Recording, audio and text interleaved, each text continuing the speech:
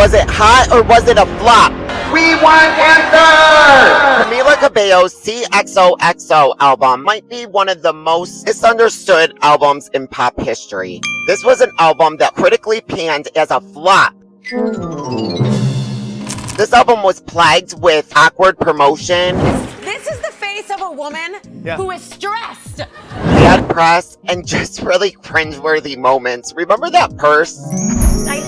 I was like seeing like this TikTok that had like, a bunch of comments and likes. It was like Camila Cabello is getting canceled because she spent $25,000 on this ice purse. Yes, I was not like, true.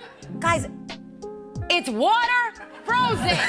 The first single from this album was I Love It, and this was released in March of 2024, and it peaked at number 81 on the Hot 100 charts. With this single, Camila faced major backlash. There was a lot of accusation about copycat between her and Charlie XCX, because Charlie was going through her brat era at this time. And if you listen to the entire CXOXO album, I don't see any comparisons at all. They are two completely different albums. This started Camila off on a really bad track. She was getting bad press for her change in image. I really appreciate this. Up until now, we had seen Camila doing this Latin type vibe. She always embraced her Latin roots. Songs like Senorita and Havana showcased those. It wasn't until we really got Super Freak as a single that we saw a different side that Camila was trying to do. Feeling like a psycho freak sometimes, trying to get... But she shed all of that when she released I Love It. The song featured Playboy Cardi, and in this music video, she just had very weird visual aesthetics, and people really weren't grasping onto it. She would then go on to drop her second single, He Knows, with Lil Nas X. And listen, I don't like him. I don't like him. This song did not chart on the Billboard Hot 100. Definitely not a radio-friendly song. But if you listen to it in the entirety of the album, the song really does make sense, and I kind of ended up liking it. But he's also bald. On June 28th, 2024, Camila Cabello finally releases the album CXOXO. This album would actually end up peaking at number 13 on the Billboard Hot 100. Not her highest charting album, but not bad. Their album sales were 28,000 copies in its first week, which is in comparison to Normani's that came out at the time. I mean, we don't even need to compare. What were hers, like 9,000 or 8,000 or something? Camila also dropped Hot Uptown at the time that this album was released as a single to promote it. It was a song she did with Drake. I think the problem with this album is none of the singles were radio friendly. It's just those hot summer nights type feel album. Some of my favorite songs from CXOXO are June Gloom, which I think she ended up trying to release that as a single, and it ended up not charting at all, but it is a really good song, and it just has that like hungover, lay by the beach, missing your ex type feel to it.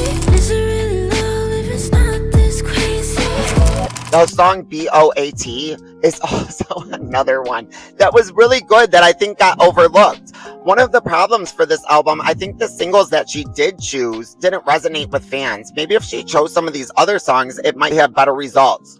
The critics were not good to CXOXO. Guardian called the change of sound for Camila Cabello pretty radical and at times baffling. Other reviews said it sounded like she was a guest on her own album, referring to all the different features that she did have on the album. Camila Cabello did decide to release the Magic City edition, and this added 4 new tracks to the album. And these tracks really made a difference. They complete the original story she was trying to tell. The song Baby Pink and Come Show Me, they added a happier vibe to the sound of the album, something a little bit more up-tempo. And then Godspeed was a song that followed no rules when it came to song structure. She did end up releasing this song as a single, which was a mistake if you ask me. Even though it is a very good song, I don't think it was a radio friendly, and I don't think much of the public was ready to digest a song sounding quite like that just yet. If she released Baby Pink or Come Show Me, I do think that she would have had a charting hit. Maybe not in the top 10, but definitely the top 40.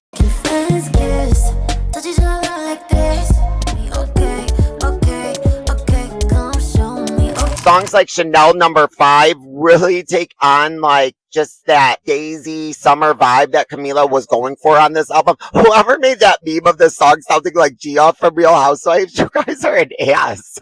Getting up in the morning, thinking about so many things. I just wish things would get better. Chanel number 5, I never survived to crime.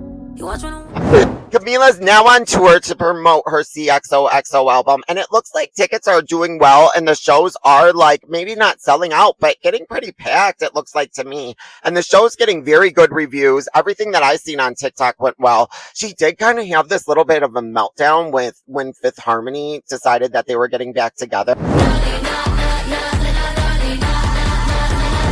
Yeah, CXOXO, I think it's an artistic masterpiece, not the flop that the critics try to say it was. Normani, we would love the same from you!